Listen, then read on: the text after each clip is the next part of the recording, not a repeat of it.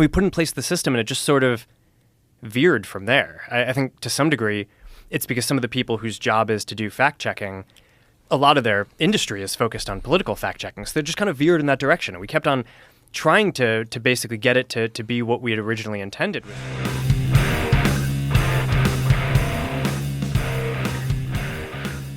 Hello and welcome to the Brothers Random Show. My name is Travis. I'm Michael. And we are two ordinary brothers discussing extraordinary ideas and some random shit. Michael, why are we here? Today we are talking about the interview that Joe Rogan had with Mark Zuckerberg. I was really worried from the beginning about basically becoming this sort of decider of what is true in the world, right? That's like kind of a crazy position to be in for billions of people using your service. And the point isn't to like judge people's opinions. It's to provide in this layer to kind of help fact check some of the stuff that seems the most extreme, but it just, it was just never accepted by people broadly. I think people just felt like the fact checkers were too biased. Mm-hmm. This is an interesting time since Trump won the election. Zuckerberg has done a 180 and started talking about things that he's going to change in Facebook. There's a lot out there, a lot of theories on the fact that it probably is because Trump won with a landslide. But let's get into it. It's hard to trust a man that has built a social media network on, I don't want to say lies, but we all saw the movie The Social Network that came out 15 years ago or so. It's all about him stealing an idea from the Winklevoss twins. It became such a cultural phenomenon that everybody says like you've been Winklevossed or something like that to express that there's an idea that's stolen from somebody else. Now, he's gone through lawsuits for that and everything, but it is hard to trust a man who runs a company that censored an entire nation of people for a 4-year period. So I thought the interview seemed genuine, but I'm also one of those people that tries to trust everybody. And I just recently started not trusting people. It's hard for me to trust people after the virus of unspecified origins. Well, and a lot of people are wondering if Zuckerberg, if he's going to find himself in hot water legally. Yes. Mm-hmm. And that this is why he's coming out and he's talking about, well, we shouldn't have done that. Well, we're sorry. Well, all these things that he's saying. And he says this in the Joe Rogan interview. And I want to give him the benefit of the doubt. Like the reason he's doing the interview with Joe Rogan is because of the video that he put out, the statement he put out that says we're not going to censor people anymore, that we're going to work really hard. He's supposedly got rid of the fact checkers, and now it's going to be community notes. And if you are unfamiliar with either one of those things, fact checkers is a group of people that go through and make sure that people are saying things that are true in their posts on Facebook. But then the fact checkers burnt down their credibility by going with the norm of society, which is full of lies. And community notes is actually the whole community kind of goes to a post and says, this post isn't quite accurate. Here's some things you can look up that say that it's not quite accurate. So it's more like self-policing almost. Now, I don't know which is better. I tend to think that the entire community policing something is better than a coterie of people who think that they know everything policing the entire internet. But anyway, regardless of the way that he's doing it, we are still in a situation where this powers that be have the control over our discourse, essentially. Mm-hmm. Yeah.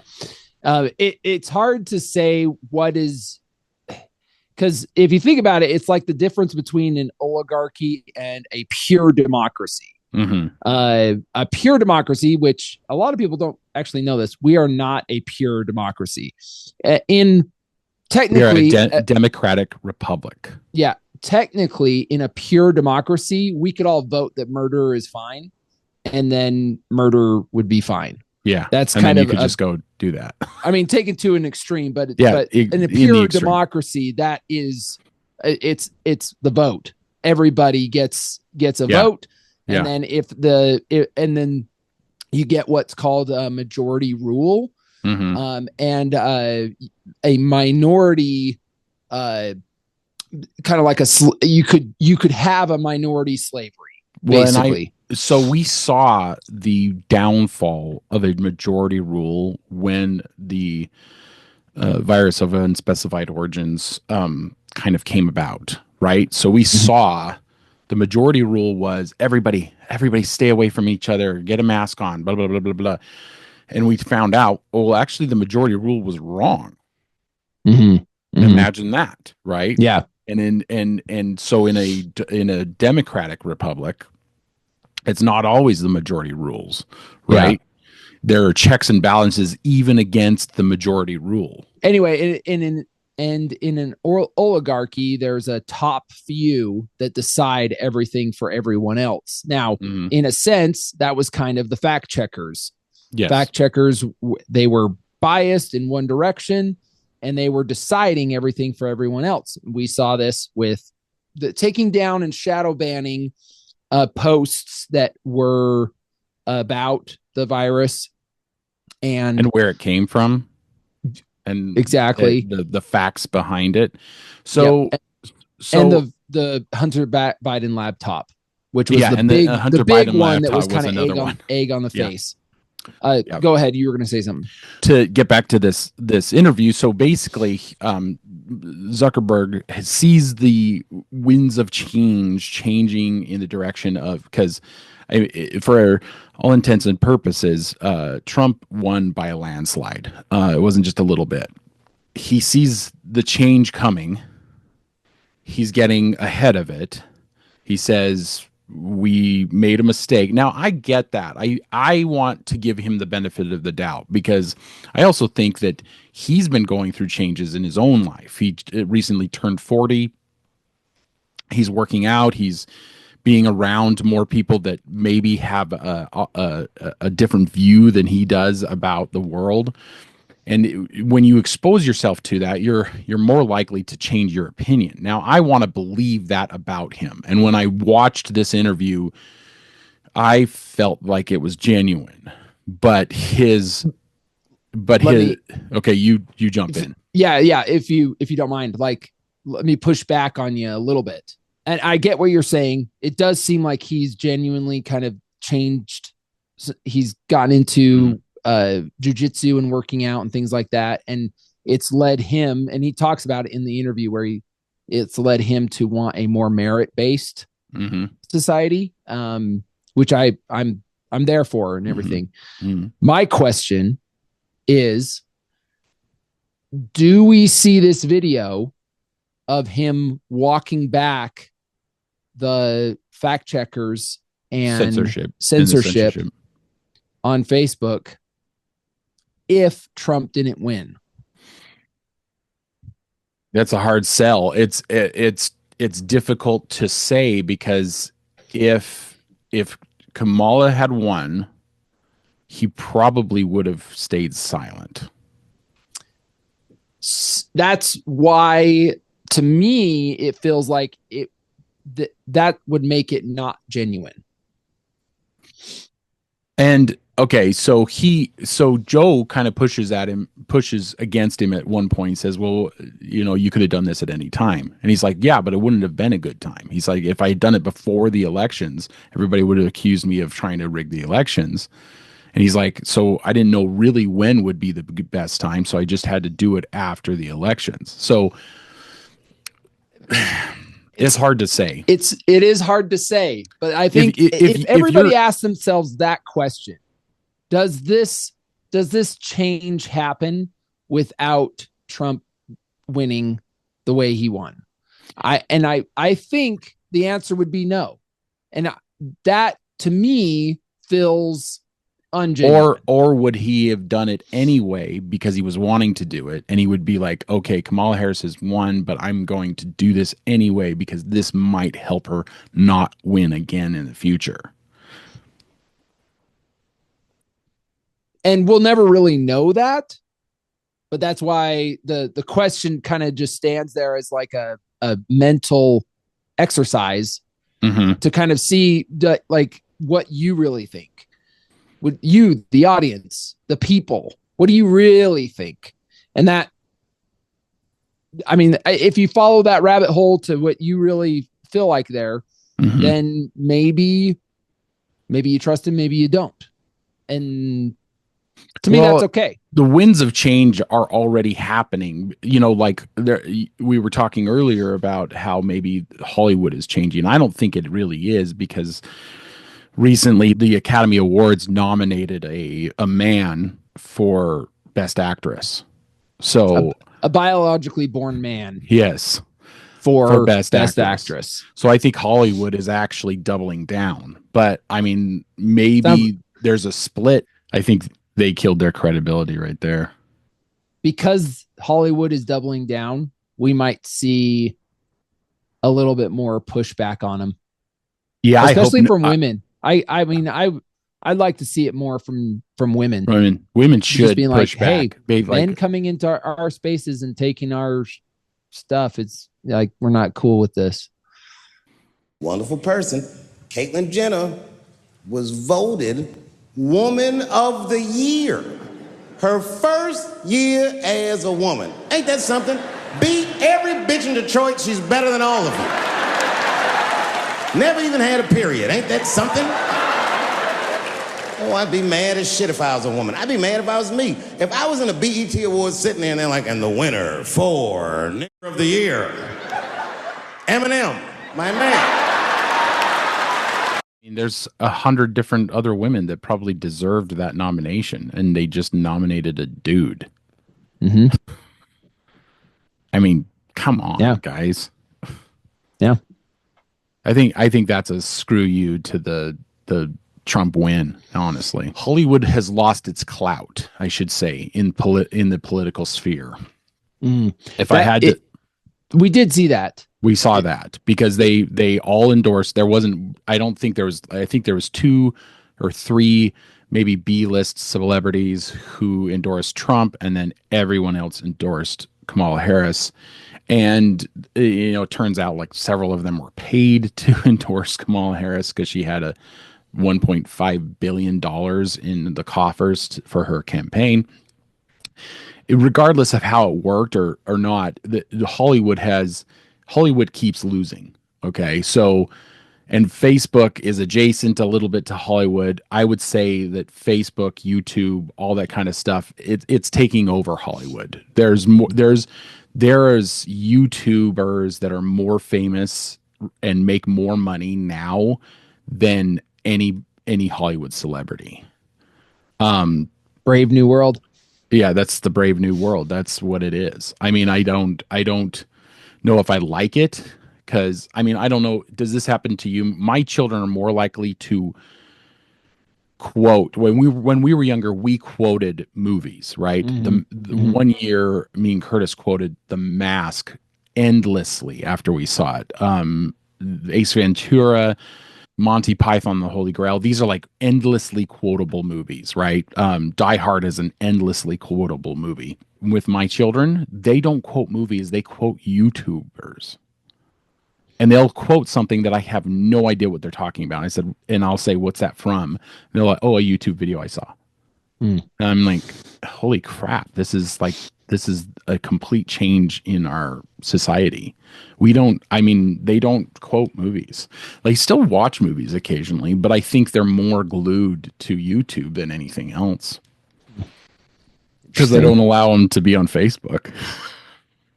Right. Well, I don't allow my kids. Well, my kids are a little bit younger, but I don't allow my kids on YouTube. So, well, it's probably right, because you can learn all sorts of dumb shit on YouTube. So, I mean, But I think the winds are changing because we've already seen. I don't know about you, but I've already seen a change in my Facebook feed. The algorithms feel have different. Changed, feel different because I'll be getting more about. I'm already getting more about Trump. I'm already getting more about guns.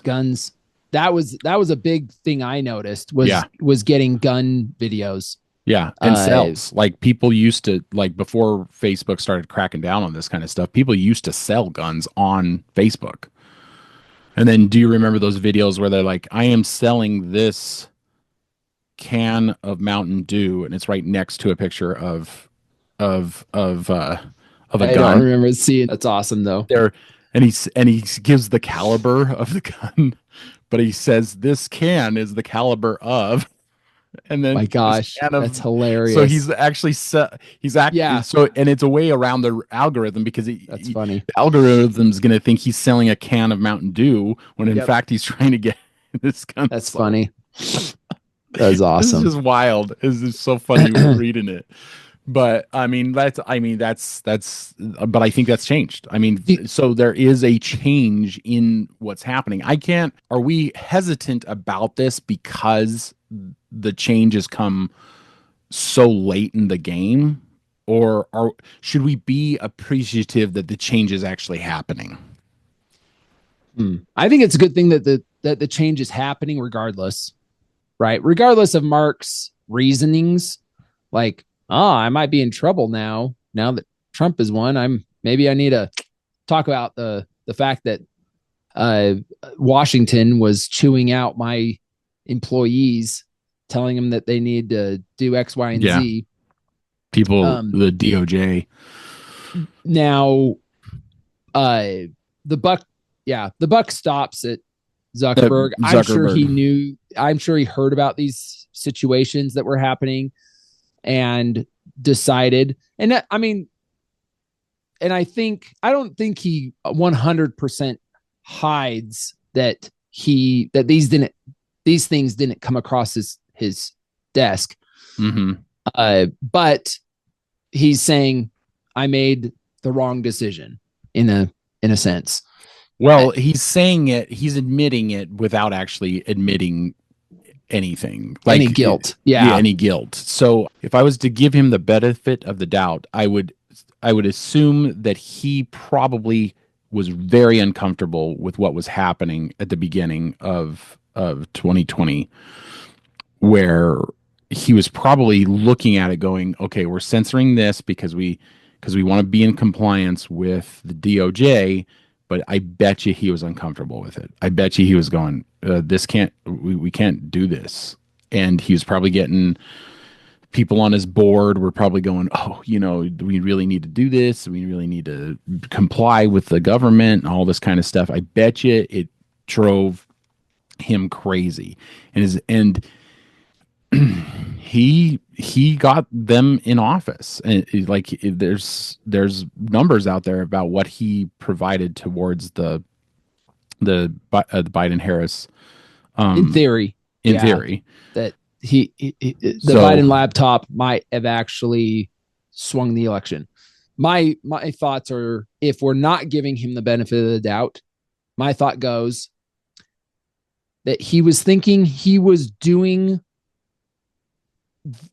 a savior doing good for people, to keep all these naysayers, to censor all these things, that he was being a savior. So I'm doing the right thing. Okay. Mm-hmm.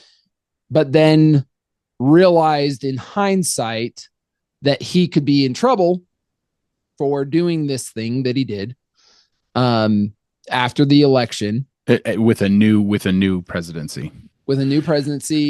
And then he's like, all right, well, if I'm going to save my butt on this, I gotta be all apologetic and kind of kiss the ring and, bow down to the powers that be. It's hard to tell because you never know with these people. Not sure. Now, one thing I wanted to add though, is that I also don't think this happens without Elon Musk buying Twitter, now X. Yes, because now Twitter is actually given Facebook a run for its money, right? Well, we needed at least one of the social medias to be a dissenting voice, and somebody that was going to say it different. That was gonna be like, nope, censorship, not a thing we want to do. And to see that happen, also changes out the outcomes of this. Well, right? And it's funny because Musk is actually kind of okay with it. Like he's not rubbing it in Zuckerberg's face, as far as I can tell. Like, did we get any film of them talking at the inauguration? I don't know, but pretty sure both of them were there. Yeah, they were both there. They were both there. But all the talks about Zuckerberg and where his eyes go. I think Musk is thinking that a rising tide raises all ships, because he's probably going, I've done this. I've blazed this trail. Now Zuckerberg's behind me going, and he's probably going, welcome to the club. Welcome to the non-censorship club. The next thing we're going to notice, I would assume, hopefully, is that YouTube does the same thing. Google starts going, okay, maybe we don't need to censor so much. I don't know. There's still a lot of words you can't say on YouTube. I think it's a good thing. Definitely a good thing. Motivations. The motivations we're not sure about, because not 100%. He could be just completely motivated by the fact that now that Trump's in, he doesn't want to get indicted for the censorship laws. Because you could take them to court over censorship laws, because it is well documented that the Hunter Biden laptop story was censored. It was deemed fake news when it wasn't. A year after it happened, everybody went, oh, you know what? This is actually true. So, because Bezos has pulled back on it too, because Bezos owns the Washington Post, and he's told the Washington Post, we got to cut back on the censorship because it's not popular among the American people. It's really not popular. And what the censorship has done is killed all legacy media's credibility. Nobody believes them anymore.